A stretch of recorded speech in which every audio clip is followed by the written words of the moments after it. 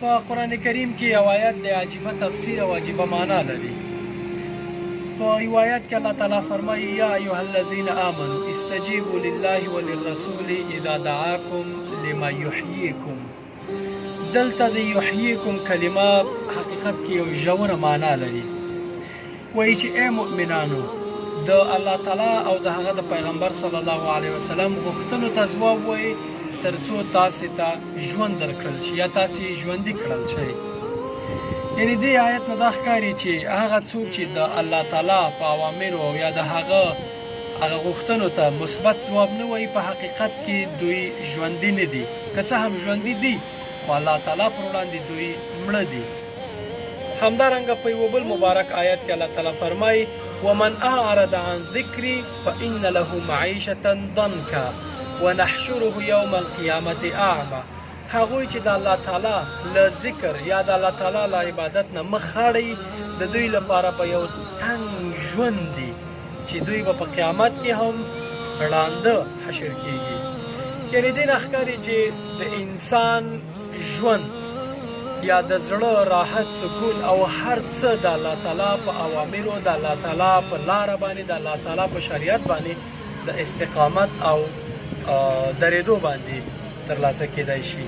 په حقیقت کې هغوی چې د الله تعالی له ذکر نه مخ اړوي د هغوی ژوند تنګ او زړه بوږنونکی دی. که څه هم دوی میلیاردونه ډالر ترلاسه کړي خو دغه ژوند به یې داسې نه وي لکه څنګه چې الله تعالی د انسان لپاره ژوند جوړ کړی دی.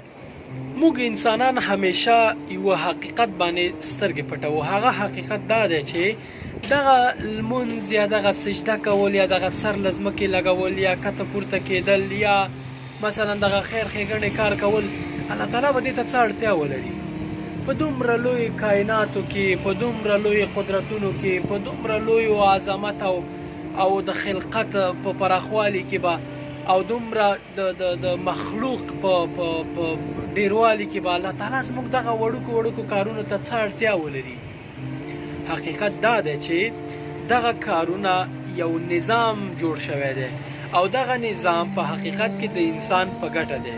که زه لمونځ کومه د زما په ګټه دی، الله تعالی په کې هېڅ ګټه نشته. یوازې الله تعالی د تشویقي بڼې لپاره انسان ته د دغه کار د ترسره کولو لپاره اجر وعده کړی دا او اجر ورکوي. که نه نور خو کوم خاص کار نه دی چې موږ یې وکړو او په دې ونازېږو چې موږ الله تعالی ته یو غټ کار کړی دی. هېڅ هم نه دی کړي. الله تعالی په دې دومره نظام کې زما او ستا دغه کار ته د خس عمره اړتیا هم نه لري. خو که لمونځ کوو حقیقت کې موږ ځان ته ګټه رسوو. زما یو ملګری دی هغه ویل چې یوه ورځ مې لمونځ کوو یوه خارجۍ راغله ما ته یې ویل چې دا کوم حرکت چې ته تلې یعنې دغه سجده دا د ډپریشن د کمولو دپاره ډېر مهم حرکت دی. کله چې انسان سر کوز وي او وجود بره وي په حقیقت کې د مغزو هغه ټولو حجرو ته وینه رسیږي.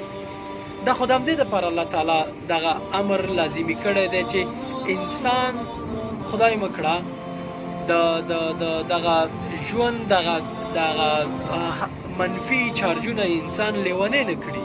په همدې خاطر باندې دغه منفي چارجونه ځمکه کله کله چې انسان دغه حرکتونه کوي د انسان له ذهن نه وځي او دغه نور خیر ښېګڼې کارونه چې کوو په دې سره د ټولنې هغه نظام برابرېږي.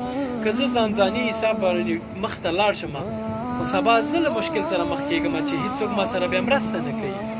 نو په حقیقت کې د هغه هر څه چې په دې نظام کې د اسلام په شریعت کې شامل دي ښېګڼه انسان ته ده، الله تعالی ته نه ده. الله تعالی د هر څه ته هېڅ اړتیا نه لري.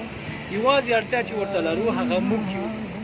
شاید ځینې خلک دا استدلال وکړي هغوی چې لمونځ نه کوي نو هغوی هم روغ جوړ دي او تر مسلمانانو ډېر په ذهني ډول باندې پیاوړي دي او هڅې کوي او خوشحاله دي. په حقیقت کې تاسې به لیدلي وي چې هغوی هم د خپل ژوند د منفي چارجونو لرې کولو دپاره یا د سټرس د کمولو یا ډپریشن له منځه وړلو لپاره دومره لارې چارې لټوي، دومره لارې چارې لري چې حتی کله کله دغه اسلامي تګلارو باندې هم عمل کوي. تاسې به په د هند په ځینو مذهبونو کې لیدلي چې دوی د یوګا پراکټیسونه کوي. په حقیقت کې دغه تفکر کول، دغه ژور خلقت کې عظمت فکر کول یا نور دغسې کارونه کولو لپاره دوی هم لارې چارې لري. خو د مسلمان دپاره ډېر ښه منهج او ډېر ښه تګلاره همدا ده چې په اسلامي شعایرو باندې عمل وکړي. تاسې به ډېری خلک لیدلی وي دغه بهرنیان دغه خلک چې مثلا لمونځ نه کوي یا په اسلامي شریعت ته ډېر پابند نه دي، دوی ډېر ژوند وکړي اخر کې ځان وژنې ته اړ شي. داسې ځان وژنه چې مثلا د ژوند ټول خوندونه یې څکلي وي، خو بیا هم دوی داسې فکر کوي چې نو د ژوند کې نور څه نشته چې دوی باید ترسره کړي. له هر څه یې زړه تنګ وي، بالاخره دې ته اړ شي چې ځان وژنه وکړي. نو مسلمان په هر حالت کې په الله تعالی توکل کوي او دا دنیا هم خوښوي او آخرت دپاره هم کار کوي.